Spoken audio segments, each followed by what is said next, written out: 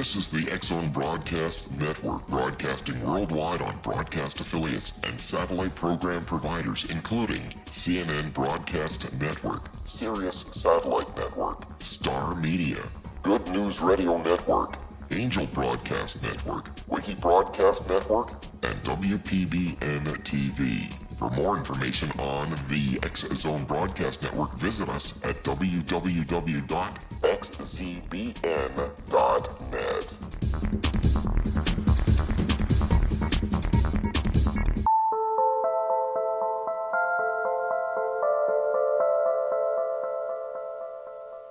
Good evening, friends, and welcome back to Paranormal StakeOut. I'm your host, Larry Lawson, coming to you from the mothership of paranormal programming, the X-Zone Broadcast Network. And as always, it's my job, my duty, to bring to you, my listeners, guests and commentary that are going to challenge your views of the paranormal. Now, most of you know that my area of interest are ghosts, the spiritual side of the paranormal, if you will. But you also know that my definition of paranormal includes cryptozoology, UFOs, and anything that cannot be explained in our modern society today. And that's why I'm so excited about our guest tonight, Mr. Rob Robinson, legend tripper. Rob was supposed to be with us a few weeks ago, but then he got himself injured in the paranormal line of duty. And we're really, really happy that he's on the mend and joining us tonight. I'd like to tell you a little bit about Rob. He was born at Hamilton Air Force Base in California and grew up an Army brat, had the privilege of visiting numerous countries and cultures as a youngster. After graduating high school in Lansing, Kansas, he enlisted in the United States Army in 1982 and served over 21 years as an airborne military policeman. Sergeant First Class Robinson served in numerous countries to include Operation Enduring Freedom in Afghanistan. When he retired in 2003 and relocated to Florida, he went to teach junior ROTC at Summerlin Academy in Bartow, Florida. Rob has a bachelor's degree in criminal justice from Everest University and is a certified PADI wreck diver. Rob first became interested in the unexplained after watching the television series In Search Of and the movie The Legend of Boggy Creek. His mother, who's from Scotland, would tell him stories about the Loch Ness Monster, which furthered his interest in cryptozoology and the unexplained. As a kid, Rob started researching cryptozoology by reading every book he could about the unexplained. Upon his retirement from the military in 2003, Rob moved to Florida and participated in numerous skunk ape expeditions with the Bigfoot Field Search Organization, BFRO. Rob accompanies his wife, Tracy, who is a paranormal investigator on ghost hunts, as her technical support. Rob is also an investigator with the Mutual UFO Organization, or MUFON. But not wanting to be labeled as a certain type of investigator, Rob refers to himself as a legend tripper and conducts at least one monster and ghost hunt a month. Rob has also appeared on the PBS special Weird Florida, On the Road Again, Animal Planet's Monsters and Mysteries in America. Rob just completed his first book, Legend Tripping, The Ultimate Adventure, which is a detailed guidebook on how to go on a real adventure and look for Bigfoot, other cryptoids, ghosts, UFOs, lost treasures, and other mysterious places. This book was just published by Adventure Unlimited Press. I would like to tell you his website is legendtrippers.blogspot.com / or you can even email him at rob008@hotmail.com. First of all, Rob, welcome to the show. Hey, thanks, Larry. And second of all, thank you, sir, for your service to our country. It's greatly appreciated. Your service is greatly appreciated. Third of all, how you feeling, man? Oh, like I said, I'm getting better. I'm getting better. Like I said, I had to take a little bit of a leave a little while ago, but actually it's starting to kick in now, and I'm feeling pretty good. I'm sitting there in my man cave with my cat, and kind of looking at all my Bigfoot posters and all that stuff I have in my man cave here. Yeah. Well, I tell you what, I've made a command decision here at the Paranormal StakeOut, and I have elected to award you the very first Paranormal StakeOut Purple Heart for injuries in the line of paranormal duty. So I'm glad you are back on the mend, my friend. Briefly, what's legend tripping? My audience would love to know what this is. Legend tripping, I guess, in a nutshell, is to go on an investigation or a trip to look for a legend. And it's like you said earlier, a legend can be anything from a cryptid, which is Bigfoot or lake monsters or the Jersey Devil, or alien type creatures like the Lizard Man and the Dover Demon, or it could be a paranormal investigation, which every state in the U.S. has some place that has a paranormal haunted houses and stuff. UFOs. I like to tell people when it comes to UFOs, it's really kind of hard to go see a location where one has been, because usually you don't see it again. But there are areas around the United States where these UFOs have landed and stuff.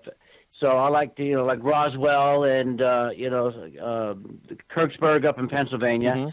And also there's buried treasure. In fact, there's still numerous places around the United States where there is legends of, millions and millions of dollars worth of gold still out there.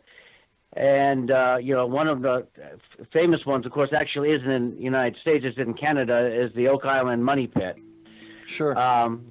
And then you got places that I just called where unexplained things happen, where, you see ghost lights, or there's gravity hills, numerous places around here where, it's just, for some reason, the laws of physics and gravity that just don't work in these places. And, cars roll uphill for some reason. They say it's an optical illusion, but, some places they can't really explain it. But, anyway, it's just to go do that.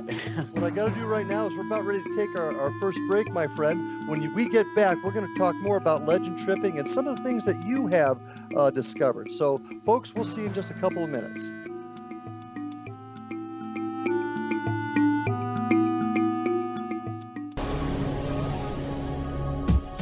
This is the X-Zone Broadcast Network, broadcasting worldwide on broadcast affiliates and satellite program providers, including CNN Broadcast Network, Sirius Satellite Network, Star Media, Good News Radio Network, Angel Broadcast Network, Wiki Broadcast Network, and WPBN TV. For more information on the X-Zone Broadcast Network, visit us at www.xzbn.net.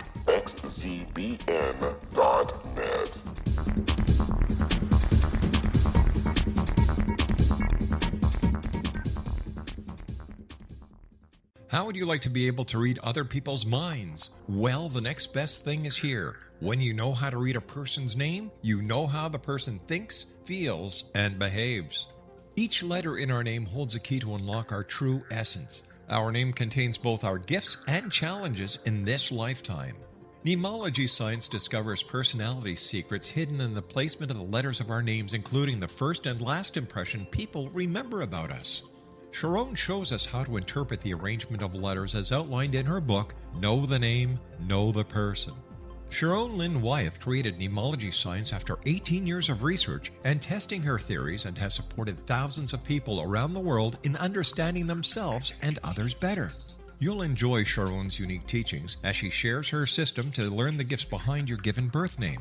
Even if you don't like your birth name, there are jewels in this book. If you're thinking of changing your name, ready to name your child, or wanting to get along better with others, this is the book for you. If you'd like to improve your relationships and change your life for the better, get the book today, Know the Name, Know the Person, or visit www.knowthename.com. That's www.knowthename.com.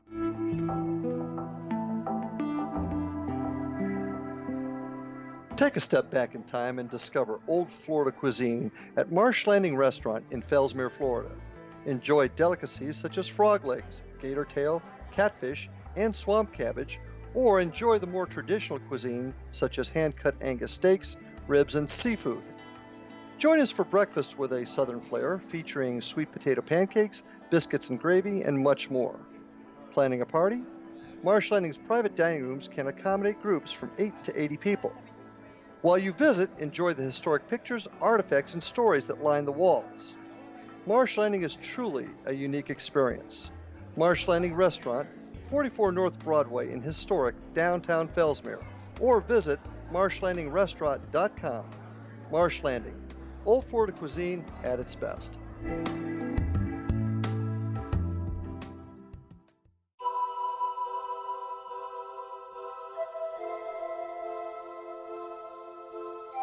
If you're a seeker, don't miss the inspiring book Shamanic Awakening, Between the Dark and the Daylight.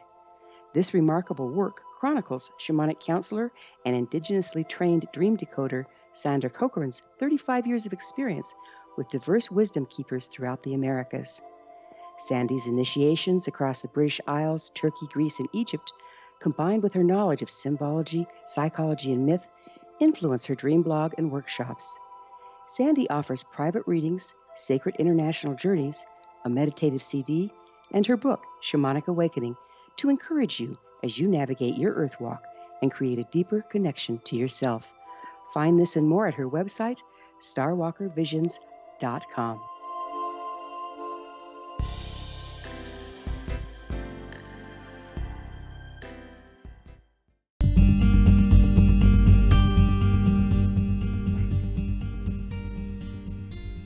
Welcome back to Paranormal Stakeout, everyone, with my guest tonight, Rob Robinson, legend tripper. Rob, you kind of explained a little bit to us about what legend tripping is. Tell us some of the places you've went and some of the exciting things that you've discovered or seen. Well, let me see. I do a lot of Bigfoot hunting, especially this time of year. Yeah, we're going to talk more about that too.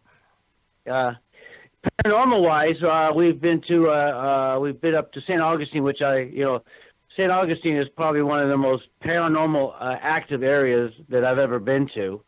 You know, the lighthouse, the Spanish fort, heck, even Ripley's, believe it or not, building there has got some paranormal activity going on in there. We went down to Coral Castle a little while ago and checked that area out, where a gentleman back in the I wish I'd done my homework a little bit better for tonight.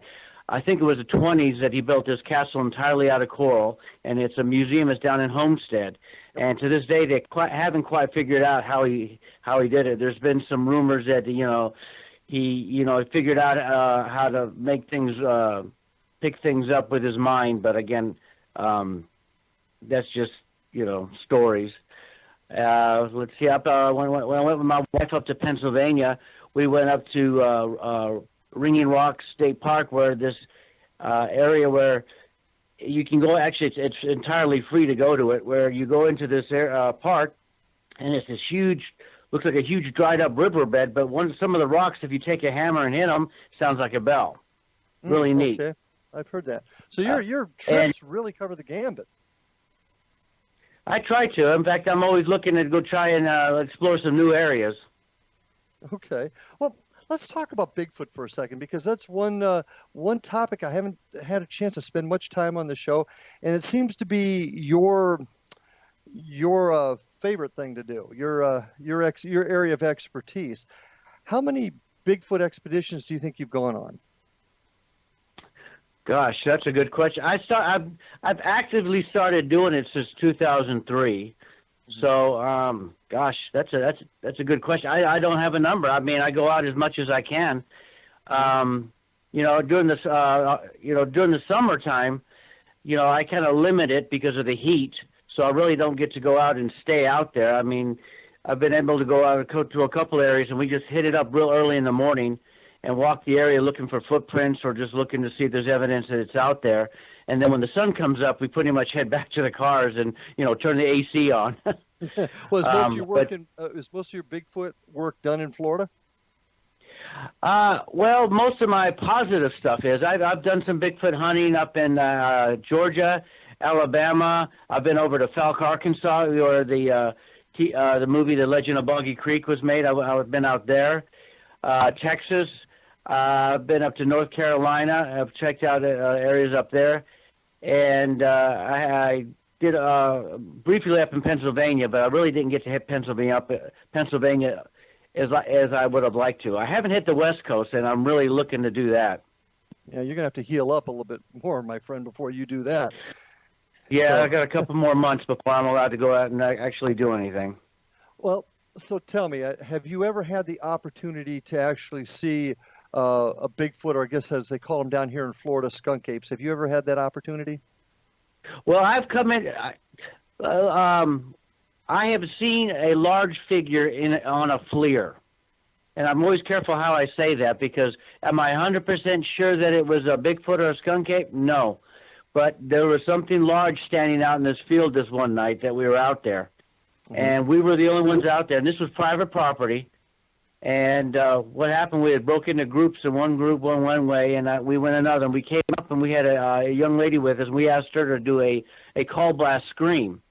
Mm-hmm. And right after she did it, somebody made a comment, "Hey, I hear something out in that field." Well, I had the FLIR, and I brought it up to my eyes and looked, and the first thing popped in my head was, "Oh God, we got a poacher out here," because it was standing, bipedal erect. In fact, it reminded me of the old TV show Star Trek when when Captain Kirk used to beam himself down, that silhouette that you would see of himself. Okay, that's kind of what it reminded me of. So I immediately handed the FLIR off to a friend of mine. I said, "Hey, I think there's somebody. There's somebody right out there." Mm-hmm. Well, when I passed it off, we heard something running out of the field, and we didn't see any lights or anything like that. We just heard something running. Well, we went out there, and we could see what it was where it was standing. So a buddy of mine, David Lauer, went and stood out there, and he's about 6 foot. And I went back to where I was standing and held up the FLIR, and I could see whatever it was a lot taller than David. And how tall was David? David's exactly 6 foot. Okay. So this thing was I'd say over 7 foot tall. Okay. And moving pretty fast? It took off really quick. And for a human to do that, well, number one, it would have to have some kind of a light source. You can't just run through a palmetto field and not trip over, this big, huge palmetto bushes out there. Even with night visions on, you still wouldn't be able to run that fast. So whatever it was, what's that? No, it's in Florida. You're right. Yeah, people. A lot of folks don't know those palmetto bushes can be pretty. Yeah. Pretty much of the way. And then we had another on different time where we were setting up a camp, and 3 of us were kind of like the bait to see if we could bring whatever it was in there. This is on some property. This is up near Tallahassee, by the way. Just to give you an idea of the location. Anyway, one of the friends I was with, Glenn, saw something poking its head up out of a dry creek bed. Well, we got up to walk over, and whatever it is took off running down the creek bed, and we had another team up on the hill to our left, and it kind of saw it, and it took off running after it. So anyway, what happened was it took off, and we thought it went up to these people's houses, and right next to their house they have a little cabin, and my wife was staying in that cabin. Well, she texts me and said, "Hey, are you guys outside the cabin?" And I typed in yes. I thought it was that team that had gone up there. Well, later, a few minutes later, the team came walking back and said, "Yeah, man, we lost it." I said, "Yeah, my wife heard you guys walking around the cabin." And he went, "We weren't up at the cabin. We went in a whole different direction." I said, "Well, my wife heard something walking around outside the cabin." So we, immediately all of us beat feet, ran up there real quick to check it out. But again, we didn't find any footprints or anything. Okay. And just recently, a couple months ago, actually September, we were up in the same place again. And what happened was we were staying at Torreya State Park, and we broke off into some teams, and 2 gentlemen went over to the cabin where my wife was staying. And they were going to wait. We were all going to meet up there. Well, anyway, these are 2 big, huge guys. They could be bouncers in a nightclub. That's how big these 2 are. Anyway, they were up there waiting, and one of the gentlemen owns a Land Rover. Mm-hmm. Anyway, something started moving the Land Rover and activated the car alarm. So those 2 left the cab. Well, they were sitting in front of the porch on the cabin, walked up to the Land Rover, and they heard something to their left growl and scream at them. Well, Josh brought the light up and he caught a shape as a big, huge shape of something as it turned around and ran into the woods. Well, these 2 got in the vehicle and came right back over to Torreya State Park, and these 2 were really shaken up. And in fact, Dean, the guy who owns the Rel-mar, he was ready to leave that night and go back home. I mean, that's whatever it was really. Shook him up And good. Josh, it did. And Josh, like I said, Josh is one of those guys that just doesn't have any fear. I mean, he's one of those people who go in the woods by himself, camp out night. And he said, I'm not going out there by myself tonight. And I was like, wow. I said, whatever screamed at them really, you know, for it to shake up these two big, huge guys. And I was like, wow, you know. And then later the next, and next morning we found footprints and we casted them. Glad you mentioned that, because I like to, as a police detective, I like to keep an open mind. I don't want to, I got to have evidence, but I want to keep an open mind. So I wanted to talk to you about evidence you've collected about Bigfoot. Mostly what you get are footprints. Is that fairly correct? Well, as far as what I've come across, yes, is tracks or footprints and stuff. We've collected some hair, but unfortunately, the hair has come back, you know, negative for unknown primate. It's come back either horse hair or bear hair or, you know, actually, it's just been those two. To be honest with you, now that I think about it. Okay. How often are you able to get casts of feet? It's rare and far between. You know, I mean, every now and then we get lucky. Like I said, that trip that we had up there, we you know, spread out, and and these tracks weren't, you know, just out in the open. And you know, I know you're thinking, well, did somebody come there and was somebody out there hoaxing you? Well, the tracks were out in the woods, and it's just so, I mean, it was just kind of a fluke that Stacy and David decided to walk into this part. Because if I was going to hoax them, I would put them right on the dirt road where somebody could immediately find them. These were in the back that you actually had to go look, and you might, in fact, to be honest with you, David said he almost walked right over them. Interesting. How? So go ahead. I'm sorry. Go ahead. Finish. No. That was it. Okay. I've not seen a footprint of a Bigfoot. How can you tell that's what made it? Simply put. Well, the size. It looks, it does look somewhat like a human footprint. Mm-hmm. You know, the 5 toes, you know, the large toe and all that. But it's, it's a lot larger. And other than obviously it being in a remote area, which I can see where you're coming from, it doesn't make much sense to put in a remote area because if you're putting it there to hoax people, nobody will see it. But other than that, how are you able to tell that it is something that has been made naturally or made by an actual creature and not by a rubber foot, if you will? Is there any way for you to tell that? Well, we go ahead and we make castings. You know, we always have casting material with us. And, of course, you know, we do look it over because, you know, sometimes you got to be careful that it's not a bear footprint. Because bears do what they call a double step. Mm-hmm. And, and when they step on each other and actually make one of their prints actually bigger. But you can kind of see the difference because in the center of it, it actually gets a little bit wider. Whereas a skunk or a Bigfoot print, like I said, it just pretty much has the ball part of the joint. You know, again, I don't know I do know the anatomy of a foot, but it doesn't come to me right now. But I mean, like I said, it looks remarkably like a human footprint.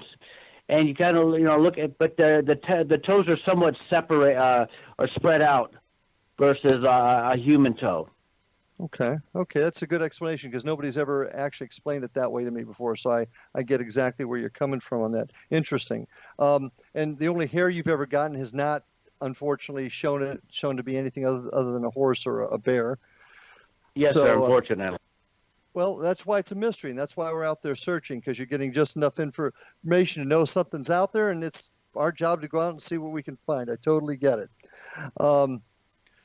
What we're going to probably do in just a minute here, I got a bunch of other questions I want to ask you. I want to start getting into some other areas that you've done some of your legend trips on, but we're getting ready to go on our next break, so go ahead and take a rest. And once again, I appreciate you being here. I know you're going through a lot of pain tonight, but I really appreciate you being here, and I know my listeners are enjoying hearing this too. So with that, we're going to take our next break. Ladies and gentlemen, don't leave us. More to come with Rob Robinson, Legend Tripper.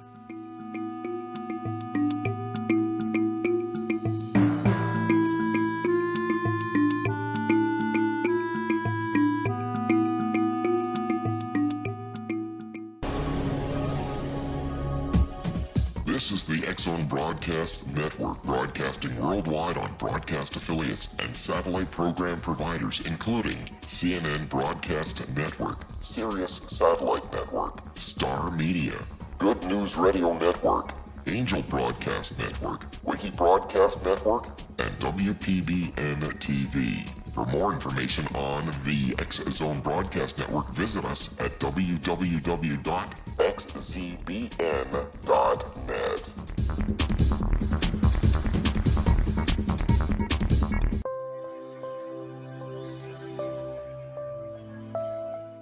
There's a legend shared by many indigenous cultures of a time when the nations were cast to the four corners of the world.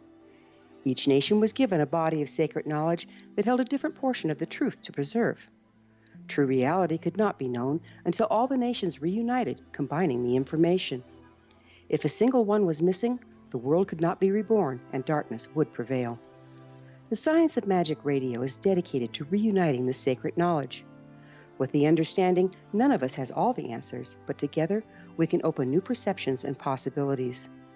Through our combined vision, the world can be reborn into a place where darkness no longer prevails. Join me, Gwilda Wiyaka, and the Science of Magic daily on the X-Zone Broadcast Network, xzbn.net, or visit us at thescienceofmagic.net.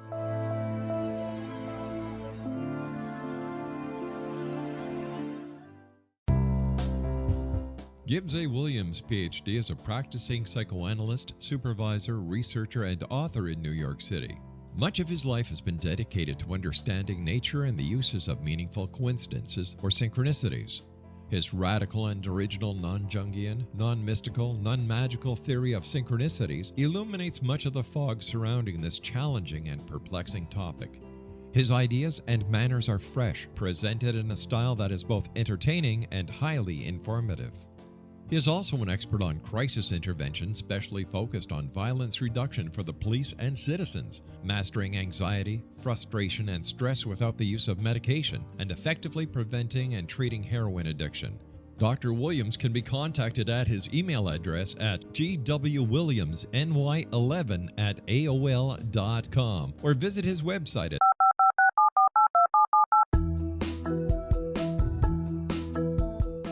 Did you know that when you're on the road with limited data or Wi-Fi, you can still listen to the X-Zone Radio Show with Rob McConnell, The Science of Magic with Gwilda Wiyaka, X-1, Dimension X, Space Patrol, and every minute of the X-Zone Broadcast Network by calling 213-401-0080, courtesy of Audio Now.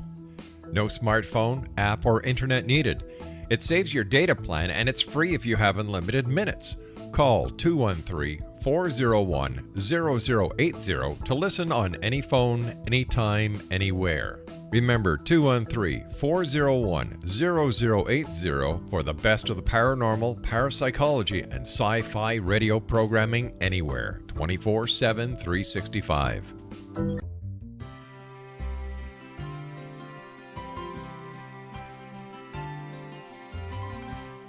True healing must address 4 levels: physical, emotional, mental, and spiritual, for us to live joyful and productive lives. We tend to treat 3 of the 4, leaving the spiritual languishing. If you're tired of the same dysfunctional patterns cropping up in your life, Soul Balancing is for you. Trixie Phelps, owner and founder of Soul Balancing, is a naturally gifted energy healer trained in numerous esoteric forms, including shamanism.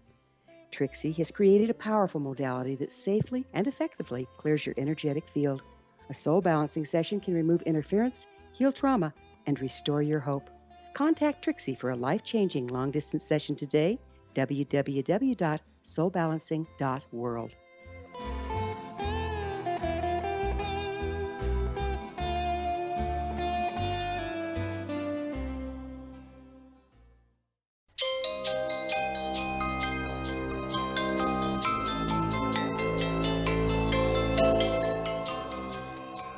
Welcome back, folks, to Paranormal Stakeout with tonight's guest, Rob Robinson, legend tripper. Rob, great conversation. Love hearing about the things that we have going on down here in Florida with the skunk ape. What's the difference between a skunk ape and the Bigfoot? Is there really a difference? Well, initially, if you'd asked me that about 5 years ago, I would have said size. I would say the skunk ape down here is smaller. But now that I've done a lot more research, I've actually, I've been hanging out with Stacy Brown and his group, Sasquatch Hunters, and the ISRT. And actually, I'm changing my, because you're hearing some more reports where, that the animal down here seems to be the same size as the animal over on the West Coast. So Okay. a quick answer, the difference would be is just location. I think we're dealing with the same species of animal. It's just, one's over in California and Washington and stuff. And, and ours, of course, is here down in Florida living in the swamps and is a little bit probably more, aquatic and stuff and more used to dealing with water than, say, the ones over on the West Coast are. Well, I know that the term skunk ape came because of the horrendous smell that came along with it. Is it the same with That's the animals? Is it the same with the animals in other parts of the country? Oh, yes. You got the Fouke Monster and the Honey Island Monster. They've all been known to give off a smell. They've been seen up in Ohio where the smell. And, of course, over in California and Washington State and Oregon, people say they smell them before they see them. So, yeah. Interesting. Well, let's get back. Your whole thing is legend tripping, and I know you like to focus on Bigfoot, but I want to talk about the whole package, if you will, that you're involved in legend tripping. First of all, tell us a little bit about your book. What's that about? Okay, well, like you said before, it's a guidebook. I started, I got the idea actually. Charlie Carlson, author of Weird Florida, he invited me to come up and do some presentations. And finally he said, Rob, you need to put this on paper. I like, the people really like what to hear you say. So, you need to think about writing a book. And if you need any help, let me know. So I started writing a book. And at first I really didn't have a direction where I wanted. I just started writing. And then I got my publisher, David Hatcher Childress. He's one of the hosts on the TV show Ancient Aliens. And I talked to him about it, and he just he looked at what I had and said, you need to make it a guidebook. You need to show people what they need to do to go out and go look for Bigfoot, or how to go do a paranormal investigation, or go look for buried treasure and all that. And but make it to where it's all over the United States. Don't just focus on Florida or the East Coast. Let's tell people all over the United States what they can go look for. So with that in mind, I just started doing more and more research. I called up Roswell, the UFO Museum, and they started giving me all kinds of information and gave me pictures to use. I called over some places that are reputed to be haunted, and they gave me permission to use pictures. I mean, I was actually really surprised how a lot of people were really generous about letting me put stuff in my book about that. Mm-hmm. I got a hold of Lorraine Warren. Actually, I got a hold of her son-in-law, and I told him I wanted to feature her little museum in my book. And he said, "Oh, not a problem. Just make sure that people know that when they come here, they have to get a reservation. They can't just show up at and come in." But he was very, And then I started going into actually how to do it, and I put how I do it and how me and my wife do stuff. But I started throwing it out there to people, and I had them start looking it over and say, "Hey, tell me what you think. Do you think there's anything I should add or take away, or you don't agree with it?" And then I started throwing in other stuff. I started showing them, where to go look, where to go research. And I also did a section on outdoor survivor, because I had I've taken some people out there. We're not prepared to go out there. So I wanted to make sure people knew what to take with them, and don't just treat, a walk out in the woods, just a walk out in the woods. Just be prepared if something happens, and what happens if you get lost. So, and it just kind of went from there. Yeah, I read the book, and I've got to be honest with you, I really enjoyed that part of it. I thought that was very responsible of you to put it in there to, A, tell people don't go places you're not legally allowed to go, and B, this is what you need to have to be prepared to be out in the woods and things. I thought that was an excellent part of the book. So my compliments on that. Yeah. Well, like I said, I took some people out one time, and it's kind of a funny story. I always say they were California boys, but just because they were like, "Yo, man." and I saw them trying to start a fire. They didn't bring any camping gear. They were going to rough it like Les Stroud and Bear Grylls. And I saw them trying to start a fire, and they had these logs, and they had a little big lighter, and they were trying to start the fire. And I was watching and watching. I said, "What are you guys doing?" "Man, we'll start us a fire, man." I said, "Okay." And needless to say, they didn't get a fire going. So I said, "Gentlemen, let me step in and show you how to do this a little bit, you know." So I got a fire going, and they're just looking at me, just like, "Dude, you like a fire god, man," you know. And then I just said, "Well, no, I'm not, but I'll show you guys how to do this stuff."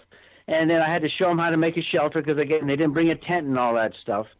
So, and then I started thinking, I got to start putting this out there for people. I mean, and just to throw this out, I am not a survival expert. I've never been in a survival situation, and I attribute that to the fact that I always plan what I do when I go out there, and I make sure I have everything I need. So, but I always started saying, I wanted to make sure people knew what they had to take, and I also threw in there, I said, if this is your first time doing it, don't go out and buy all this fancy equipment, this paranormal equipment until you go out and do it. And if you do enjoy it, then you can start adding stuff. But don't go, buy all this stuff because you're going to turn around and end up putting it on eBay, and I'm going to come on there and buy it from you. The Paranormal Investigation 101, it sounds like you're helping them with. That's, like I said, I've read your book, and I've really appreciated that part of it because it's easy to say this is where you go to find a ghost or a Bigfoot, but to actually put in there, this is how you need to do it to keep yourself safe, I just thought was really, really responsible. So UFO experiences, have you had any of those that you'd like to share on these legend tripping? Well, unfortunately, I'd love to say I have, but I haven't. I'm a big fan of it. I go look into it. I haven't seen anything as of yet, but it's not for a lack of trying. My wife has actually seen a UFO. Florida is actually probably one of the top states other than California that has a lot of UFO sightings. I have been to Roswell. I have been up to I've been on the property and I checked out Roswell. That was back when I was still in the Army and stationed out at Fort Bliss. I went on a road trip with my buddy because he knew where to go. I've been out to Area 51 before the government bought up most of the land, and you can't, back in, about 10 years ago, you could actually get on a hill and look over and actually see the lights at night. Now the Air Force bought up that hill, so now it's really hard to go out there and see anything now. I was doing some research on a gentleman down here in Florida, lived in Brooksville, who claimed that back in the 40s, he was actually taken on board a flying saucer and taken over to the dark side of the moon where he said the aliens actually live.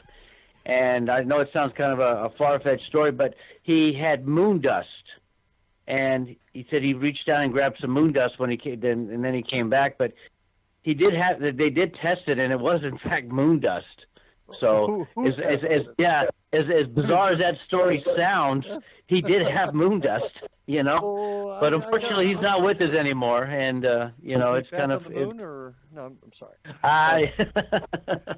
I would have to look at that moon dust to be honest with you. Who tested it? I mean, if you said who tested it? I don't know. Again, it happened in the 40s, and he lived in Brooksville. I'm trying to remember. His last name was Reeves. And he was kind of unfortunately, he was kind of considered the nutcase of the town. And really, but he did set up. He built a replica of the flying saucer on his property for people to come see and stuff. And he never faltered from his story. He always stuck to his guns when he talked about it. But unfortunately, a lot of people didn't believe him. Yeah, I'm kind of understand that, but who am I to judge? That's an interesting story. It is. Tracy, your wonderful wife, met her, yes. Terrific lady, ghost hunter. Yes, she is. She does the ghost hunting side of your work, correct? Yeah, that's what more or less. Yeah, that's what she's interested in doing. Yeah, she likes the paranormal. Yeah. Now, have you, and you're her tech guy, obviously, from your bio, you had any success there in any of those portions of your legend adventures? Well, yeah, we had one happen over at the Jupiter Lighthouse. We heard something walking up the stairs, And at first I thought it was my wife's mother, because she had sat down, because she's got problems with her knees. So she was going to wait while we went to the top. Excuse me. Anyway, we heard somebody walking up the stairs. So I walked back, I was like, oh, did she change her mind and decided to come up? And I, walked back into the lighthouse to look down, and, we could hear everybody coming up, but we couldn't see anything. Mm-hmm. And I ended up asking the museum next to the lighthouse, and they said, oh, yeah, this place is supposed to be haunted. And I said, well, we heard somebody walking up the stairs, and they go, oh, yeah, you did? Yeah, we've had some people tell us that. Yeah. We've been out to, we went to the Ripley's one night, and my wife took some pictures, and a couple of them you can kind of see kind of a dark shape standing in a corner, which, the lady at Ripley's kind of got excited when my wife showed it to her. Oh, okay. Yeah. I've been to Ripley's. I've also been to the lighthouse in St. Augustine. That is another cool spot. If you it is. You've got an opportunity to do paranormal investigation. Like I said, yeah, St. Augustine is like, I think it still has a reputation of being the most haunted city in the United States. Well, I certainly wouldn't disagree with that, but I think you might get a battle from the folks in New Orleans or Savannah or Charleston. But I got to tell you, St. Augustine is one heck of a place to go, especially if you want to kind of get your feet wet into the world of paranormal investigations. Pretty neat spot, no doubt about that. What is the most significant event you've had on any of your legend trips? Well, I mean, as of today, it would be when we found those footprints. But a little while ago, me and my wife, we went up to, I was invited to come speak at the Mothman Festival up at Point Pleasant, up there in West Virginia.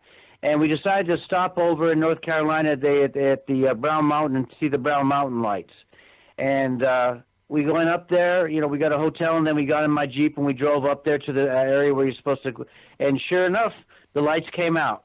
And I tell you, it was one of the neatest things I've ever seen. Have you ever heard of, just run this by, the Brownville lights in North Carolina? The Brown Mountain lights. Brown Mountain lights. My sister lives up near there, and they've actually been trying to see them themselves. Have you been up in that area at all? Mm-hmm. Yes, so like I said, we stopped up there at near what is it, Morganton or Morgansville? I think is the nearest town. Oh, okay. And like I said, and believe it or not, the road that goes up to the top of the hill for you to look over. I mean, it was a good thing that we had a Jeep going up there. Hey, because I mean, the road was really, really rough. Rob, we're about ready to take our last break here. So when we get back, I want to talk a little bit more about the company and the things that you can offer the folks that would be interested in joining you. Folks, please don't go away. More from Rob Robinson, Legend Tripper, on the other side.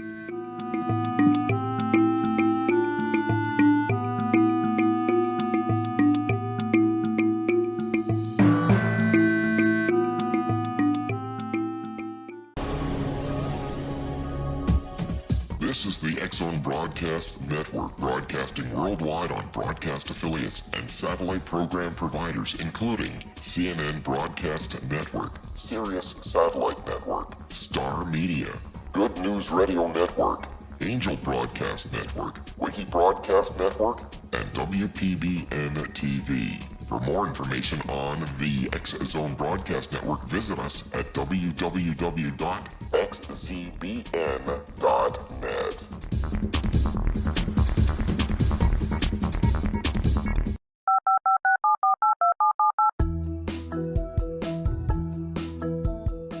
Did you know that when you're on the road with limited data or Wi-Fi, you can still listen to the X-Zone Radio Show with Rob McConnell, The Science of Magic with Gwilda Wiyaka, X-1, Dimension X, Space Patrol, and every minute of the X-Zone Broadcast Network by calling 213-401-0080, courtesy of Audio Now. No smartphone, app, or internet needed. It saves your data plan, and it's free if you have unlimited minutes. Call 213 213-401-0080 to listen on any phone, anytime, anywhere. Remember 213-401-0080 for the best of the paranormal, parapsychology, and sci-fi radio programming anywhere, 24/7, 365.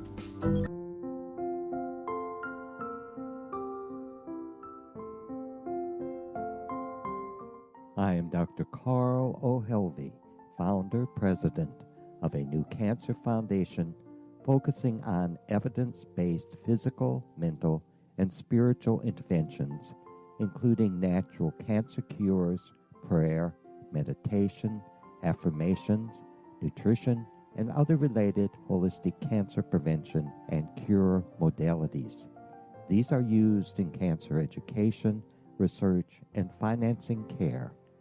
I ask for your help to continue this important work by donating at www.holisticcancerfoundation.com.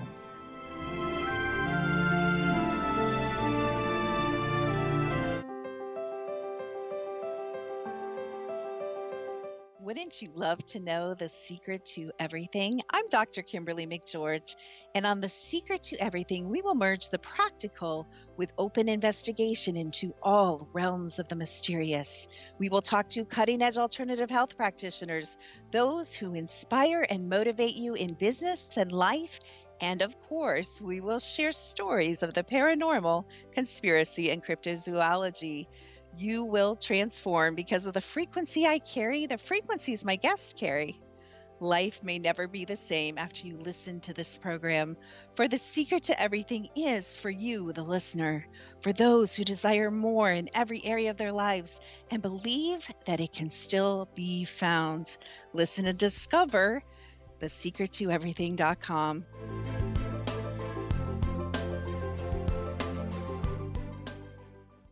Little children aren't the only ones afraid of the dark. Millions of soldiers return from war zones with PTSD, anger, frustration, fear, and loneliness, much of which surfaces during the darkness of the night. You have the chance to change the lives of these American heroes. Songs and Stories for Soldiers.us provides free MP3 players for these men and women. With a list of 3 million songs in 16 different styles, 100,000 audiobooks, and 30,000 old-time radio programs, every veteran can find something to soothe and comfort them at no cost. All our players contain an 8-hour audio program designed to help veterans fall asleep. With 1,500 plus vets now participating, it's our goal to deliver 10,000 audio players this year. Go to our website at songsandstoriesforsoldiers.us. Help us help a veteran make it through the night.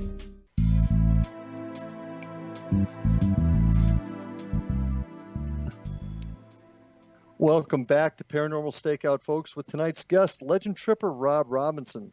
Please be sure to stop by Rob's website at Legend Trippers of America, all one word, .blogspot.com /. That's Legend Trippers of America .blogspot.com /.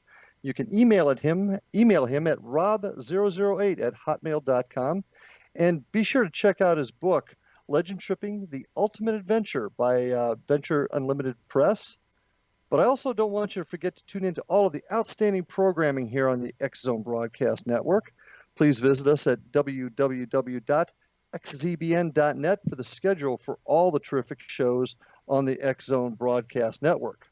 Would also like to invite you to visit me at www.paranormalstakeout.com or at my team's website, www.paranormalfbi.com, and also on Facebook with the Florida Bureau of Paranormal Investigation. And also you can get me at Larry Lawson at xzbn.net. Well, Rob, our time grows short, but people have been listening to the show tonight. They're hearing what you offer and all the adventures that a lot of folks just dream about. What's the best way to make arrangements with you to take a trip like this? Like I said, right at the moment, unfortunately, I'm healing and I'm kind of using a walker right now. But I am, just kind of keep an eye on. I do have a Facebook page. Robert Robinson, legend tripper, and I do put down where I'm going to be going out at and stuff. At this point in time, I've kind of been just teaming up with Stacy Brown and his group, the Sasquatch Hunters, and there is another group out there, the ISRT, Independent Sasquatch Research Team, and they're another team that I've been out with a couple times.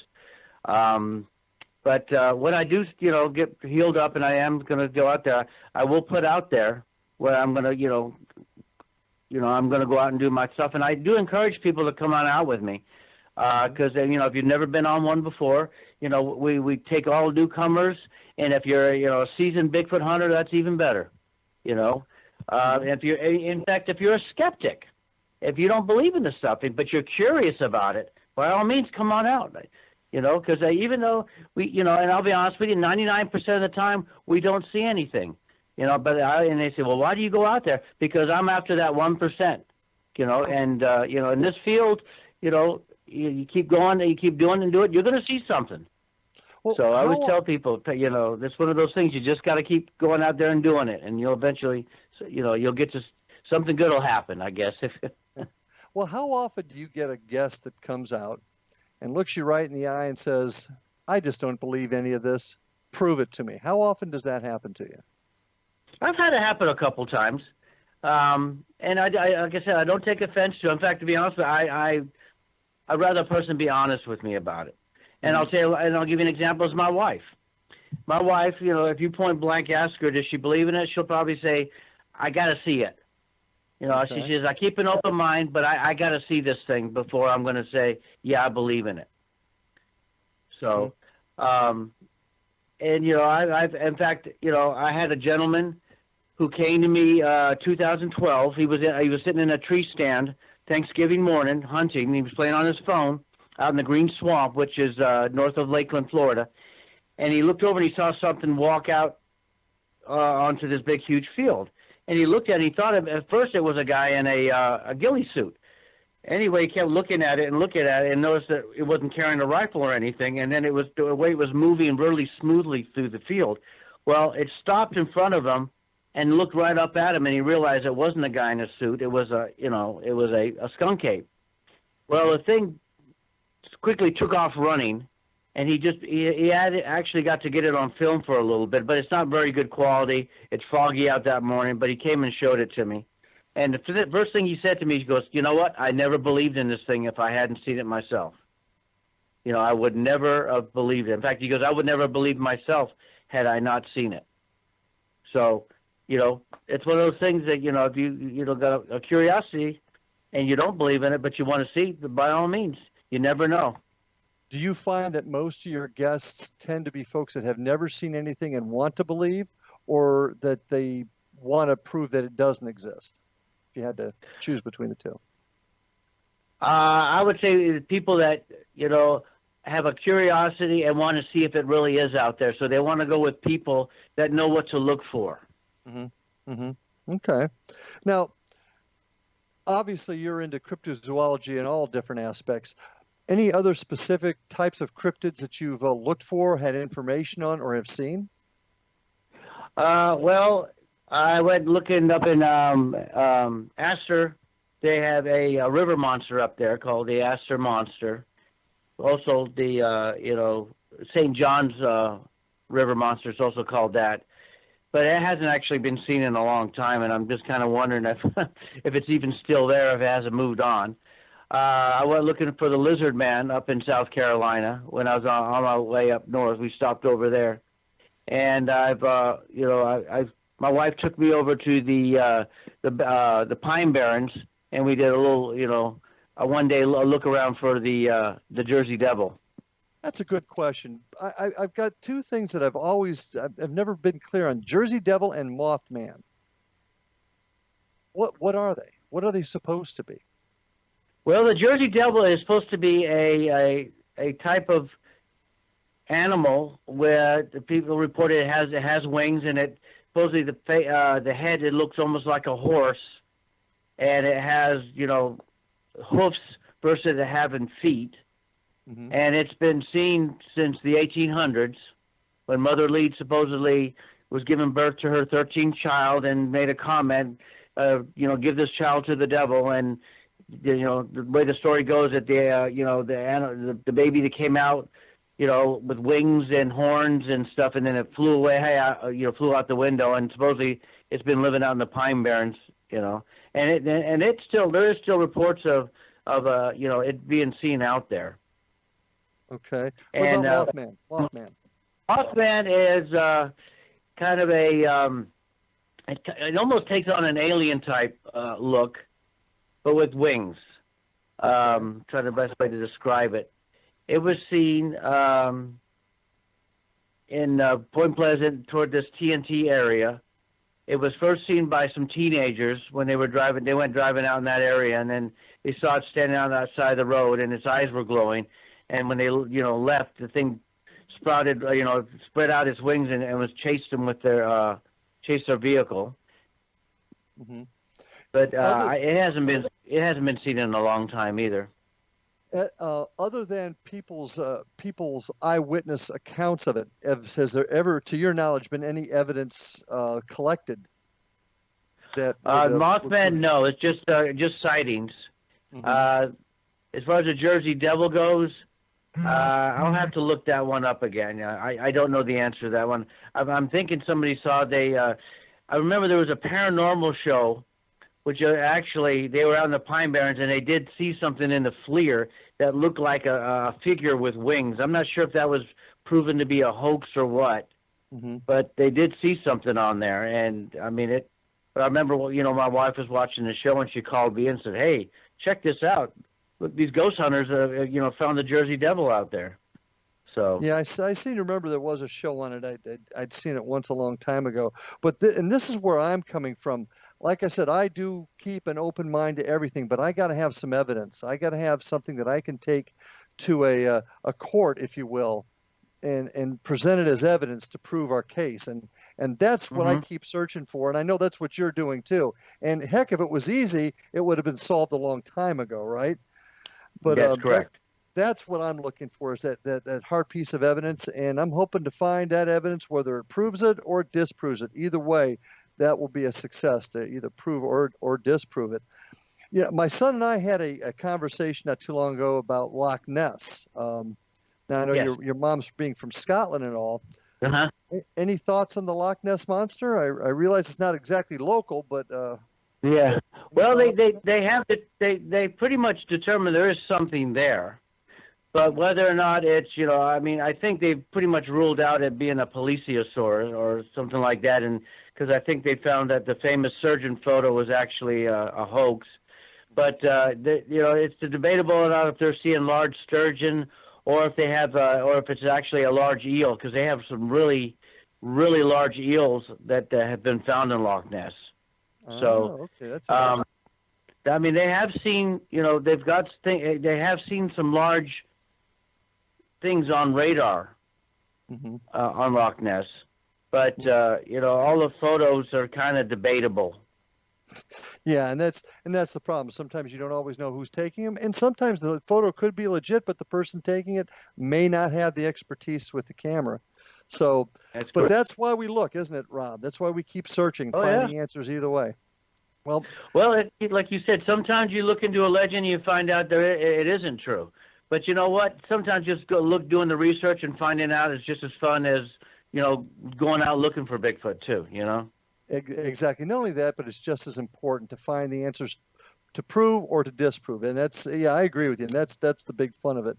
Listen, my friend, we're about ready to end our time together. I want to wish you a speedy recovery. I know it was tough for you to come on tonight. And I know you're in pain, but you were with us tonight, and I can't tell you how much I appreciate it. I wish you best of luck as Legend Trippers continues on. Heal quickly, because there's going to be people out there that want to be part of what you're doing. With that, I want to remind everybody, check out the programming at www.xzbn. And I appreciate everybody being tonight. Rob, thank you. And folks, we're going to see you on the other side.